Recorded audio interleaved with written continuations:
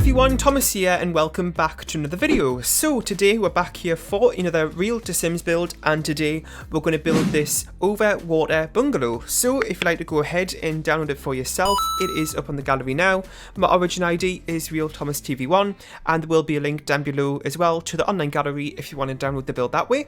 So like I said, this is a Real to Sims build. Now this one is a little bit different than my other ones, and it's actually because I didn't have a floor plan to recreate today, but I just actually had the one picture that you saw in the thumbnail, and that's actually the picture that I used to follow from.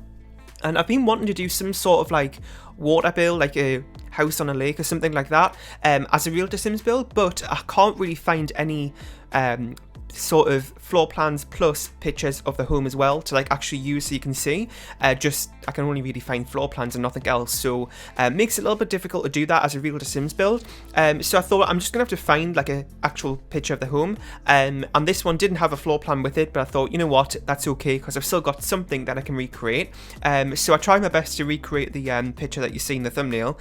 I suppose I did a fairly good job, but you know, there wasn't that much to go from, and also some of the things in that thumbnail you can't exactly do in The Sims. So for example, doing a swimming pool on a water lot, there is like a workaround, but you need a mod for it. I've done a underwater build in Sony quite a long time ago and had to use a mod for that.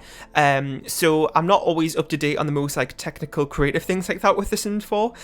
So maybe, you know, like here Emerald has probably done a tutorial on that, but yeah, so I didn't do that in today's build, but I think I replicated it, you know, fairly well for how it looks in the picture. So this build in total has 2 bedrooms and 1 bathroom, and I built it on a 30 by 20 water lot in Solani.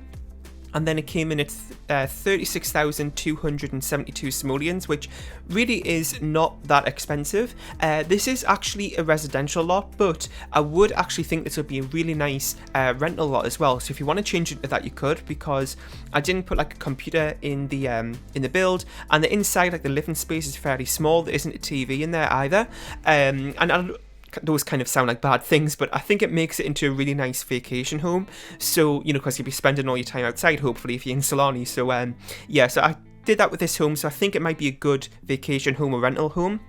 So you could do that with this build. And then I did use a few packs. I used quite a few expansions, not so much of the other ones.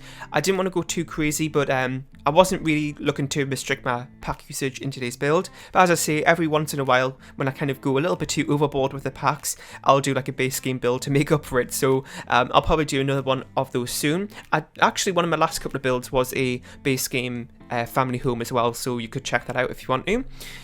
So we're just working on the outside, putting in some landscaping.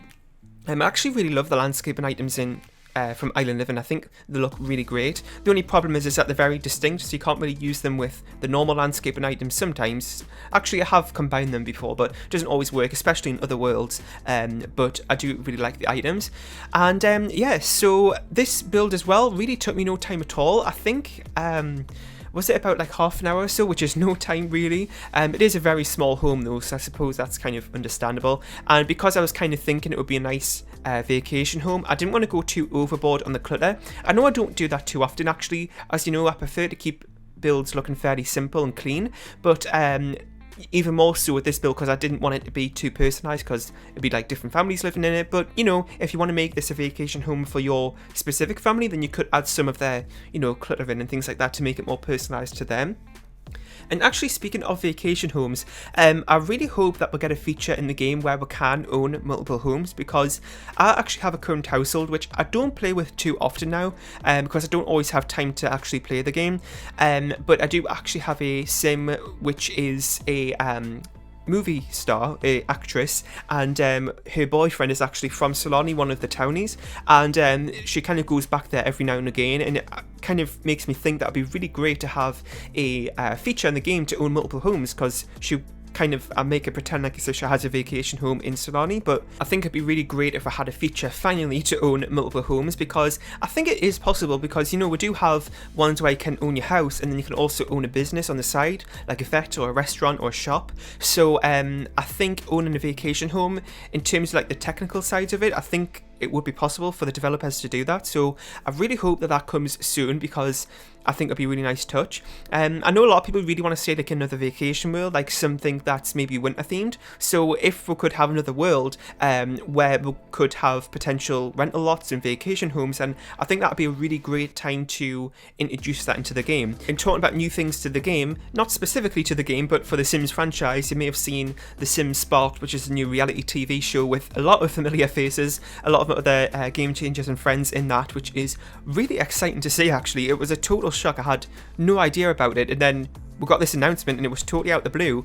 I heard some people saying like we weren't really asking for this, but it's a nice surprise, and I'll take it, and I think that's definitely the case. But I'm really looking forward to it, because I haven't like looked too much into what it is, but I've seen the trailer and it looks really interesting. So I think it's coming out pretty soon, so I'm really looking forward to that. Let me know what your thoughts are on that as well. And then we do also have another game pack, I think, and also another stuff pack, because if you remember from the 6-month roadmap of the game, we've had Eco Lifestyle, so you know, 2 more packs coming soon, hopefully. I don't know what those are apart from the stuff pack, which is the knitting one. What are your thoughts on that one? Because I'm still not too sure about it. As I always say, like, you know, I've got Seasons and Cats and Dogs, which I really love, and those are the packs I really wanted. And now I just see everything else as like a bonus, really, in terms of each of the packs are just more build mode items for me to use, you know. So I don't really have any kind of negative opinions about things, but I don't think is it called Nifty Knitting? I think I don't think I'm going to use that pack too much, just because I don't even like use those type of items in my normal builds, but I am really looking forward to the rocking chair, so that's going to be really great. But you know, I've kind of mentioned it before, you know, with like Realm of Magic and Vampires, those packs I really don't like, just because it doesn't match my playstyle, but they are still more items to the game, which, as I say, I always find a plus, and just gives me more options, I suppose, with building. And yeah, so I also know I haven't done a mansion in quite a long time. It's been a fairly long time, actually. I did one with Serena Sims a little while ago. I think that was my last mansion, and then I did like a one on water. What was it called again? Like a lakeside mansion or something.